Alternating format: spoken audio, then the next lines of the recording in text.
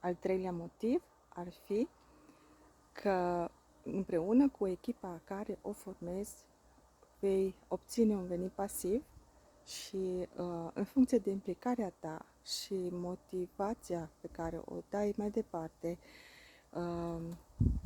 echipei tale și ei la rândul lor, dacă de exemplu ar aduce alături de ei cel puțin 2 persoane, câștigurile lor vor crește și în funcție de mărirea echipei vor crește și venitul.